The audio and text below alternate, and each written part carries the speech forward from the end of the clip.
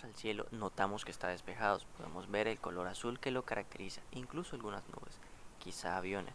Sin embargo, hay cosas que no son visibles ante nuestros ojos.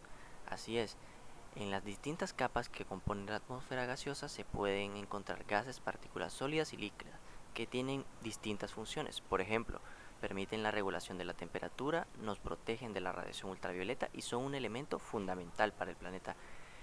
Pero, sin embargo, no sabemos que identificar estos gases nos llevó mucho tiempo y estudios desde 1840 hasta 1913, cuando los franceses Charles Bray y Henry Buson descubrieron la capa de ozono. Y para 1920, el meteorólogo británico construyó un espectrómetro que le permitió medir el ozono atmosférico. La capa de ozono es una capa natural de gas presente en la atmósfera superior que protege a los seres humanos y a otros seres vivos de la radiación ultravioleta nociva del Sol. Aunque el ozono está presente en toda la atmósfera, en pequeñas concentraciones, su mayor concentración se da en la estratosfera, una capa de 10 a 50 kilómetros situada encima de la superficie terrestre. Agotamiento de la capa de ozono. Las concentraciones de ozono en la atmósfera varían en forma natural en función a la temperatura, las condiciones meteorológicas, la latitud y la altitud. Agujero de la capa de ozono. Se produce sobre todo a finales de invierno y a inicios de la primavera y suele alcanzar su valor más elevado a principios de octubre, cuando el ozono queda a menudo completamente destruido en grandes zonas.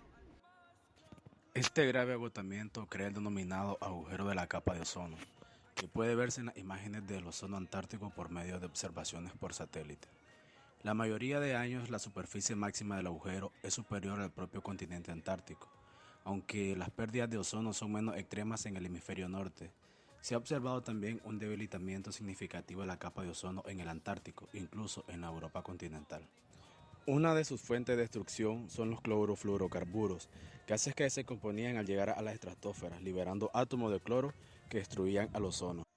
Efectos negativos para los seres humanos y el medio ambiente.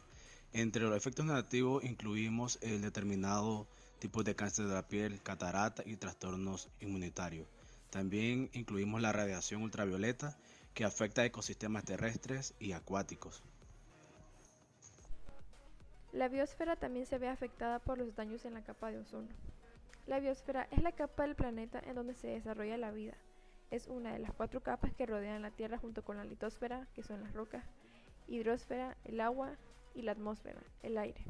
Y es la suma de todos los ecosistemas. Esta es única.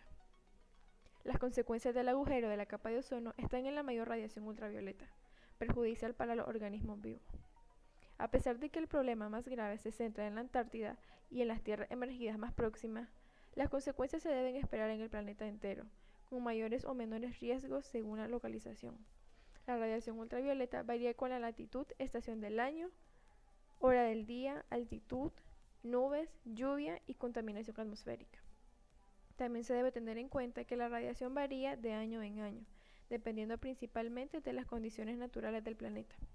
Por ejemplo, el debilitamiento es mayor cuando se producen erupciones volcánicas violentas y prolongadas. Medidas para proteger la capa de ozono. El Protocolo de Montreal. Entre las cosas que se saben es que en 1950 aún no había muchas de las sustancias que hoy se encuentran en la capa de ozono, las cuales empezaron a producir daños a partir de su elaboración industrial y emisiones a la atmósfera. Dicha situación puso en alerta a los científicos en el mundo y se logró la reducción de estos gases con la llegada del Protocolo de Montreal. En 1987, para hacer frente a la destrucción de la capa de ozono, la comunidad internacional estableció el Protocolo de Montreal relativo a las sustancias que agotan la capa de ozono. Fue el primer tratado internacional firmado por todos los países del mundo y se considera el mayor éxito medioambiental en la historia de las Naciones Unidas. El objetivo del Protocolo de Montreal es reducir la producción y el consumo de sustancias que agotan la capa de ozono, con el fin de limitar su presencia en la atmósfera y proteger así la capa de ozono de la Tierra. Como sabrán, en el impacto de la acción mundial y retos pendientes, el consumo de las sustancias que agotan la capa de ozono se ha ido disminuyendo alrededor de un 98%, desde que los países empezaron a tomar medidas en virtud al Protocolo de Montreal.